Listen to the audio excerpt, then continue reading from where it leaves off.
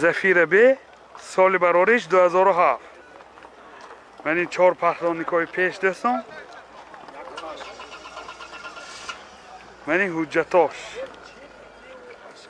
تا ماهی دکابره هم اجازتی مخصوصش هم سنجشی تکنیکیش تا ماهی دکابره.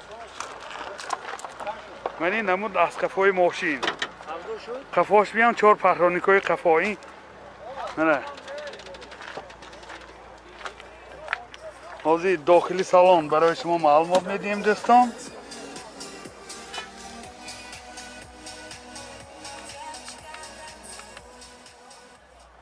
داخلی سالن коробкаш механики, CD player داره، سنتر замок دوستان، مولتی رول، رولاش لیفت، پرابیک 314,000 کیلومتر پرابیک. این 4 آینه واش الکترو پاکت، این آینه چاش هم الکترونیکه. این حالت سالن ماشین، حالت سالن قفای ماشین کاج نیست دیدیم دوستان.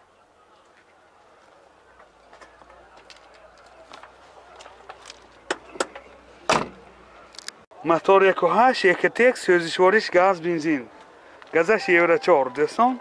راسخود چنده؟ راسخودش 10 تکیدی سخته میگرده دوستان. این حالت موتور ماشین چند نرخ ماشین 68,000 سوم با سودا میشود. تلفن برای معلومات 93 003 1000. اپل اسر جی سال برارش 99 ساخت که به دست این دوستان. و این نمود بیرده ماشین این حالتی بالوناش موزیک شکشی دانکو. من این نمود از قفای ماشین حاضر از داخلی سالن برای شما معلومات بدیم. داخلی سالن 2 الکترو پاکت، آینه چاش الکترونیکه، مولتی رول، коробкаш مکانیک و اینجا CD پلیر دارد. پرابیک 181,000 کیلومتر پرابیک. این حالت سالن ماشین. کانسینر چیه؟ کانسینرش کار فرماندگی نیست یا کیمکی گراد یا با سو نشان داده میگیرد کانسینر چیه. این حالت سالن قفای ماشین. موتور 1.6 1.1 سوزشواریش گاز بنزین راسخود چقدره؟ 10 تا گاز کدی 90 کیلومتر میگردد دوستان. این حالت موتور ماشین. نرخ ماشین 45,000 سوم با سودا میشود. تلفن برای معلومات 92 635 46 51. اپل اسر جی سال برارش 99 کامپلیکتاسش ساخت کرد دوستان. من این نموده بیرنه ماشین نه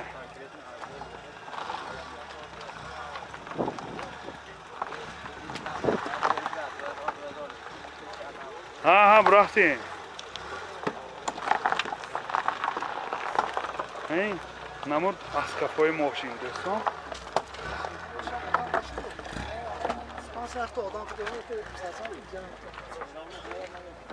داخلی سالن 2 الکترو پاکت، коробкаш مکانیکه، CD پلیر دارد. پرابیک 414,000 کیلومتر پرابیک. مولتی رول. کانسینر کار میکنه نیست؟ کانسینرش کار نمیکنه. این حالت سالن قفای ماشین دوستان عزیز. احوالی سیدینی ها میخه روی کش ها کشیده ماندگی.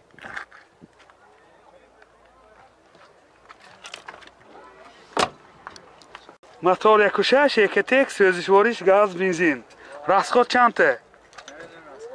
راسخود نامعلوم گوستاسین خیلی اینها 10 تا گاز که 80-85 کیلومتر میگردد دوستان. این حالت موتور ماشین. نرخ ماشین 42,000 سوم با سودا میشود. تلفن برای معلومات 98 707 7000. اپل اسر جی سال برارش 99 این ساخت کرد دوستان عزیز. من این نمود بیرنه ماشین. من این نمود از قفای ماشین. Hozir az داخلی salon برای شما معلومات میدیم. داخلی salon 4 الکتر پاکت، آینه چاش الکترونیکه، коробкаш автомат، магнитофон دارد. پروبیگ 202,000 کیلومتر پروبیگ. این هولت سالونی ماشین کانسینر کار میکند میگو کانسینرش 100% کار میکنه. این هولت سالونی قفای ماشین دوستان. باز اینجا لوکام داره، هم کانسینر و هم لوک. موتور 1.6 پراسوی سوزشوریش بنزین. расход چنده؟ 8 لیتر ساخته و расходش 8 لیتر که 100 کیلومتر میگردد دوستان عزیز. حجتاش تا ماه نوامبر سال 2021. نرخ ماشین 46,000 سوم با سودا می شود. تلفن برای معلومات 93 333 00 94.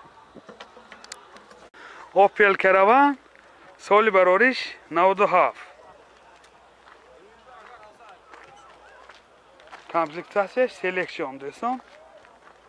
یعنی نمودی بیرده ماشین حجتاش تا ماه ینوار سال 2022. یعنی نمود از کفای ماشین. حاضر از داخلی سالن برای شما معلومات میدیم. داخلی سالن 2 آینه پیشش الکتره، коробкаш مکانیکه، CD پلیر دارد. پروبیگش 254,000 کیلومتر پروبیگ. این هولت سالن ماشین،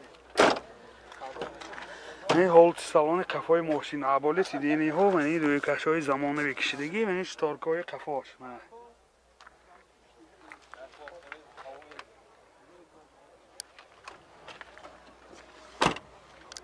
پراسویا موتور 1.6 پراسوی سوزشوریش گاز بنزین. расход چنده؟ 80 расходش 10 تا گازگیری 80 کیلومتر میگردد دوستان. حالتی موتوری ماشین.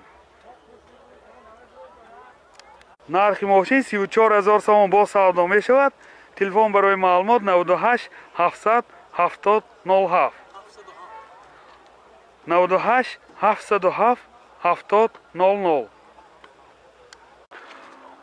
اوپل Astra G سال برارش 98 دوستان.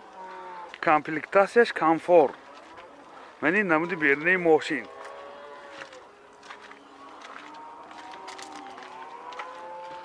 یعنی نمود از کفای ماشین. حاضر از داخلی سالن برای شما معلومات میدیم.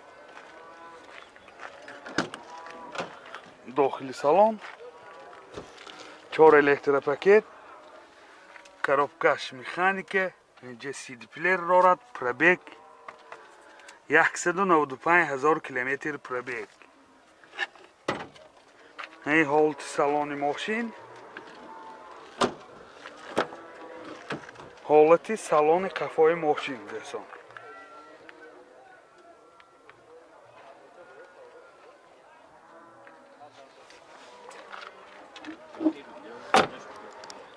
موتور 1.6 پراسوی سوزشوریش گاز بنزین. расход چند تا گاز کیدی؟ расходش 10 تا گاز کیدی 90 کیلومتر میگردد دوستان. یعنی حالتی موتوری ماشین. نرخ ماشین 45,000 سوم با سودا می شود. تلفن برای معلومات 92 896 18 88. یادآور میشیم یگان ماشینای لابای نقد باشد همون که هم برتر میشد از دوستان. اوپل Astra G سال برارش 99. یعنی نمود بیرونه ماشین دوستان.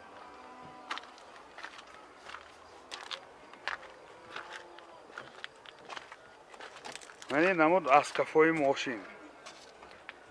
حاضر از داخلی سالن برای شما معلومات میدیم. داخلی سالن 2 الکتر پاکت، коробкаш مکانیکه، اینجا CD پلیر دارد. پروبیگ 253,000 کیلومتر پروبیگ. این هولت سالن ماشین. این هولت سالن قفای ماشین.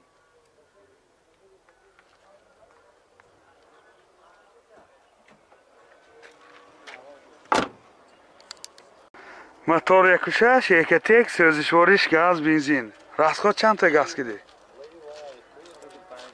Расходаш 10 та газ киди 85 90 км мегардад десам. این حالت موتوری ماشین. نرخ ماشین 35000 سوم با سودا می شود. تلفن برای معلومات 92 916 62 22.